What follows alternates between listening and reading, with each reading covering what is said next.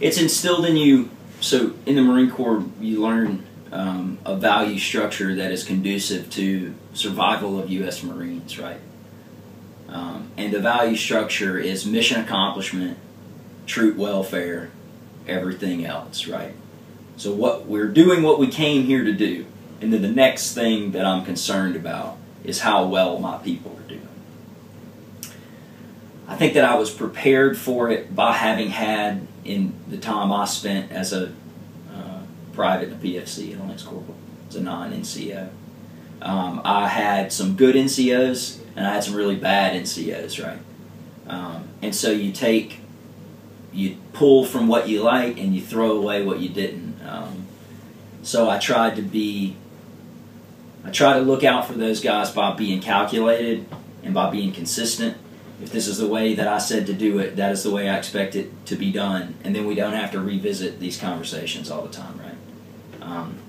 I try to catch up with those guys on a daily, weekly basis. Fire team leaders and I are having conversations, every hour. I'm addressing all the Marines in the squad, every day, once a day. So just trying to keep the door open, and it was easier for us because we were a reserve unit, right? Which is, we're not nasty, as some active duty guys would like to say. We're just a little bit more relaxed, right? So those guys were my Marines, but I also went to undergraduate with a couple of them. Like, I know them; they're my friends too, which can make the situation a little weird from a supervisory standpoint when you realize that you got to get these guys to go do something and they aren't going to like it, and it's not just that you're in charge of them; it's also that you're their friend. Yeah, but I was going to ask about that. You knew some of these guys. How'd you balance, your past life with them, and now being the commanding officer? I mean, that's just trying to, trying to frame that sort of existential acceptance of reality that we were talking about earlier. For whatever reason, I've found my way up through the chain a little bit faster. Maybe I've been in the Marine Corps a little bit longer than these guys or whatever.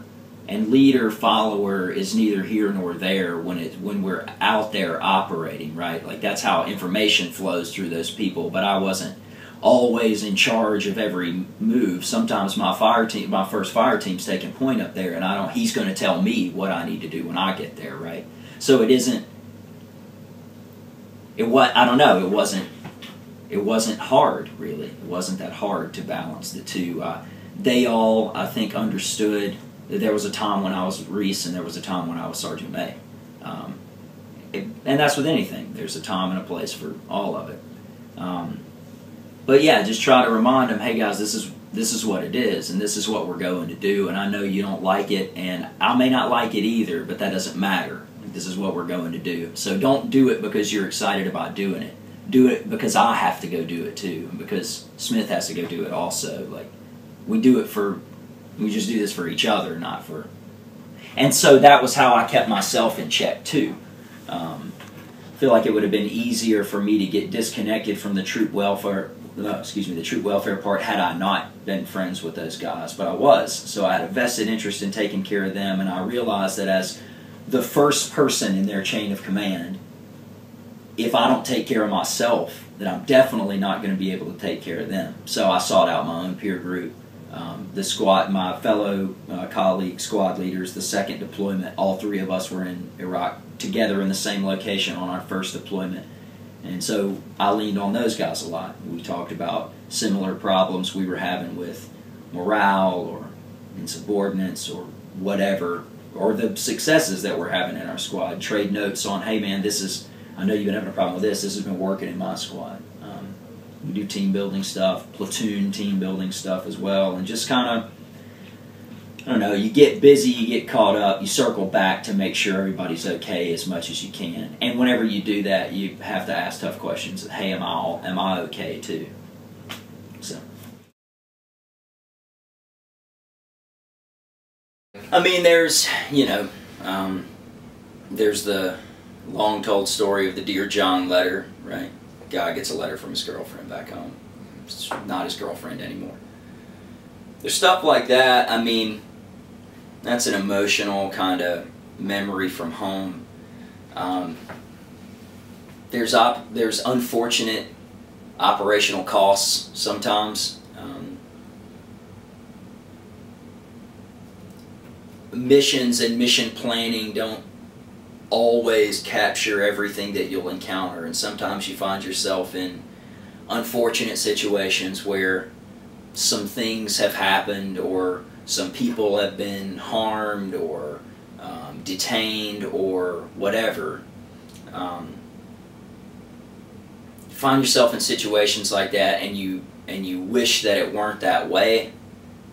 Sometimes in retrospect, after the thing is over, you realize that maybe part of it shouldn't have even happened. And I mean, I can think of some specific things, some specific instances, though I'm hesitant to, I guess, get too far into it. In the same way that I talked to that guy this morning on my way here, Sure. Some of that's ours, some of that's not for everybody. Sure.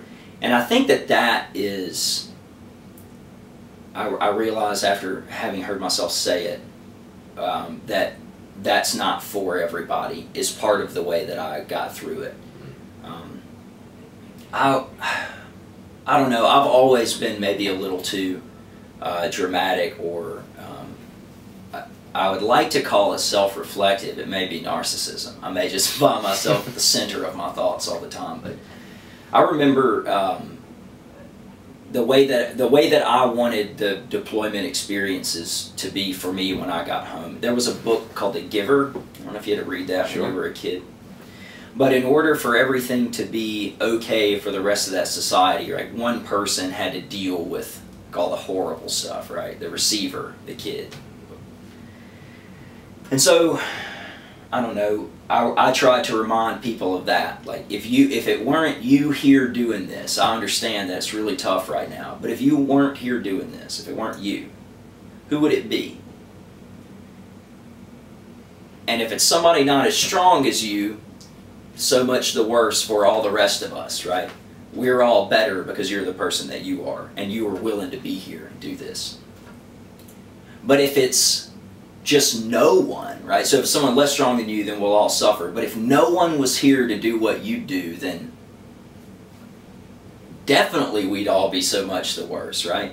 So I try to reinforce the idea that whatever it is we're doing here, which changes on a 24-hour basis, the big picture changes slower than that and less frequently, but what you find frustrating about it in a deployment or in a post-disaster landscape or in any sort of chaotic environment generally is that there are a lot of different directions, a lot of different things happening at one time, right? And how you manage all that is to remember that you've been trained to some extent to be here and do this. Your willingness to be here is 50% of the battle. You know that it's like this, that it changes all the time, and you're still able to get a little bit of sleep at night and deal with that, right? And you can stop the experience. The experience can end with you. Since you were willing to come here and do it, and your little brother didn't have to do it, and no one had to get drafted to come do it, right? You can never tell anyone about what happened. Or you can go back and tell everyone about what happened.